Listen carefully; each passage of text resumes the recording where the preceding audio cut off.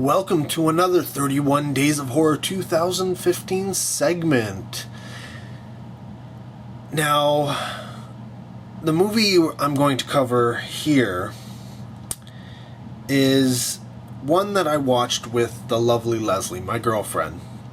And normally, it'd be, the case that we both watch one of these films, we will, try and do a review together. But, after talking with her after the film and trying to talk about the film, we decided that it would be best for me to go at it alone. One, she did not like the film. Now, that isn't unheard of. It's going to happen a lot in the 31 Days of Horror, unfortunately. But the main reason was she didn't have a lot to say about the movie itself. She didn't quite get it. And it's understandable. It's not her type of film. She likes ghost stories. She likes that type of a horror film. And this was, though it has elements that are very much like a ghost story, and I tried to put it in those terms for her, she just didn't. Yeah, she didn't have anything to really say about it. She didn't quite get it. And it's understandable. It's not a film that's for most people. And that film that we watched was Horsehead. It's a 2014 film. New modern film. French film. Though, as far as I remember, it was all in English. And it's directed by a person you've never heard of before, and if you have, I don't know why. But his name is Romain Bassett, or Romain Bassett, if you want to Anglophone it. And essentially, the film is about a young woman who returns home, I guess you could say, returns to her family estate because her grandmother has passed away. And she is somebody who, not the young lady, not the grandmother, is somebody who studies, she's, going to school and studying dreaming and dream therapy and psychotherapy and lucid dreaming, essentially. And to really get this film, you have to kind of understand what lucid dreaming is, because it's, everything that talks about this film talks about lucid dreaming. Well, what is lucid dreaming? Well, lucid dreaming, a lucid dream essentially is any dream you have where you're dreaming. So yeah, you're in the dream, but you're aware that it is a dream. And you try to manipulate the dream. You try and find out what the dream means, what kind of while you're in the dream type thing. You're trying to get answers and such. And that's one of the reasons why Horsehead is a little. Visually, it's quite beautiful. It's got a lot of great scenery, great locations, interesting set designs and character design stuff. Very dreamlike. There's certain segments that I would say are a little bit of David Lynch maybe influence. Other ones are definitely influenced by French cinema. Just a lot of very dreamlike imagery and a lot of symbolism, of course, because you're in dreams, and there's a lot of symbolism and imagery going on throughout the film, because a lot of it takes place in dreams. So it's there's you for the most part, I mean, you can tell when it's dreaming and when it's real life, because it is that non-realistic, if you will. It's bizarre in the sense of things that are going on, so you understand where, you know, where the reality ends and the dream begins. But at the same time, because so much of it is a dream, you can kind of get lost in terms of what's going on, like what is here. The viewer is trying to understand the dreams just as much as the character in the film is, but there isn't much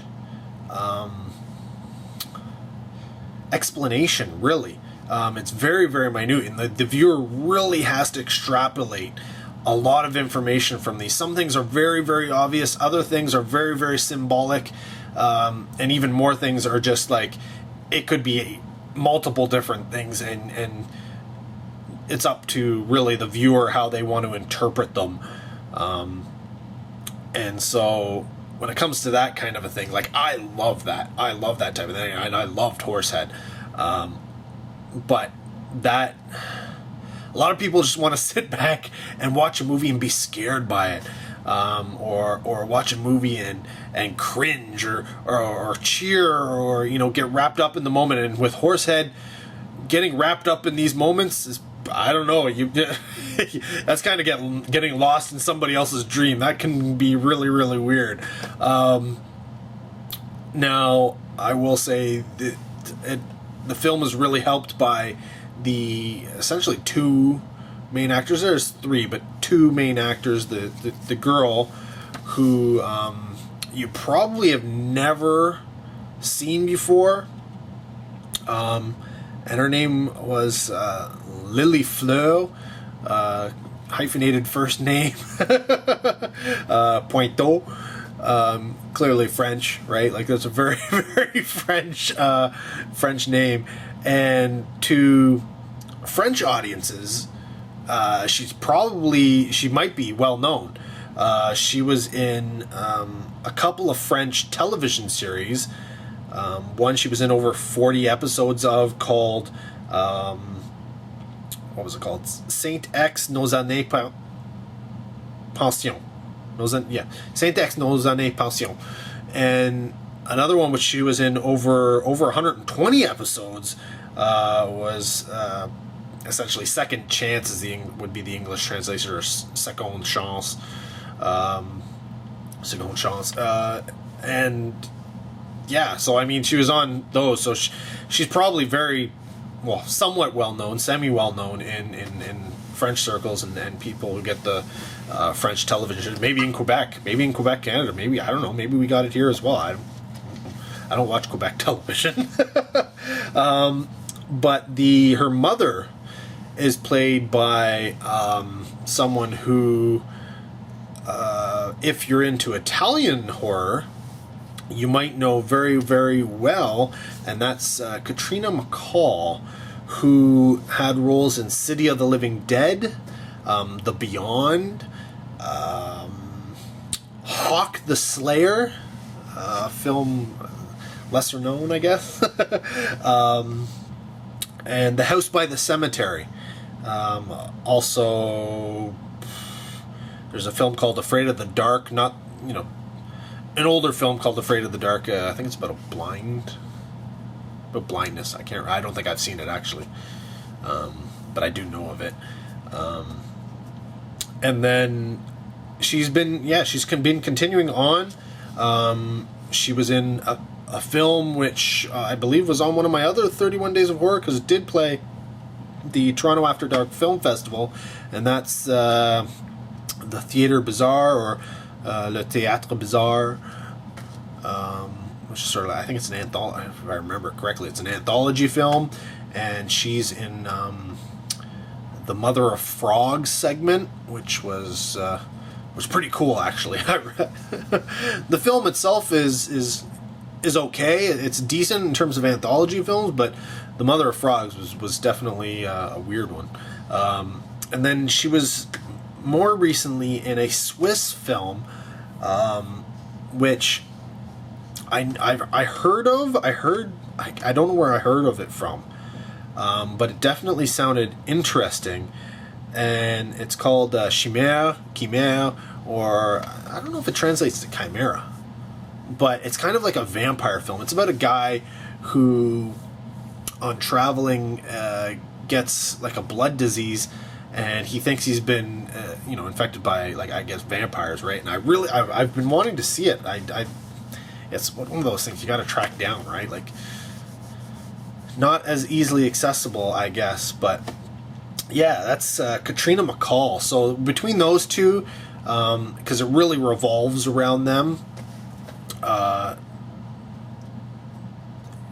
dynamic between the two actors really helps sell this film, because everything, both real life and in the dream, really revolves around those two characters. And it's weird because I don't know the dreams she's trying, essentially it's like a mystery film where the daughter is trying to solve this mystery using her dreams. And I don't know, the way I would think of dreams, the only way you can dream about these things is if you know certain things about them or you have some hints. So maybe growing up she had, she picked up little bits here and there, and her subconscious is sort of piecing them together in her dreams to help her solve this mystery. But at the same time, I don't know how she would have gotten this kind of information unless the dream sequence is almost like a path to another world, and that world is feeding her these answers, and it's stuff that she doesn't know, which is why she's lucid dreaming, and she's going through these dreams and trying to find these answers and actually asking the characters and creatures and things in the dreams, what is going on, what does this mean, what are you trying to tell me, and eventually discover elements of her family's past, specifically her mother. And yeah, I don't know, you gotta like that type of film. If you don't like it, it can be a little slow. It's weird because at the beginning of the film, the dream sequences had very different editing and the way things were shot, and it was very, very, very creative, and I really, really liked it. It was very defined and distinct, but it seemed to be abandoned very quickly after that. And then essentially, yes, there was weird imagery, but the way it was shot and the way it was edited and the way it was presented in the final film wasn't the same as it was at the beginning of the film. And I kind of wish they had stuck with the elements from the beginning of the film, and, well, not the elements, but the method of telling the story in the dream sequences that they had at the beginning of the film, because it seemed more like a dream at the beginning of the film, whereas at the end it just seemed like bizarre imagery. Maybe that's they felt that was, it helped tell the story, it helped try and figure things out if it wasn't so it was more straightforward in terms of telling that story. I don't know, but I really would kind of wish they had stuck with what they had done at the beginning of the film. It's hard to explain, but it's just the way that it was edited and presented, and how they did the camera shots and put everything together during the dream sequences at the beginning, that it just, like, watching it, I felt like I was in a dream. Whereas later on, I didn't feel like I was in a dream, even though I knew I was watching a dream sequence, or somebody dreaming.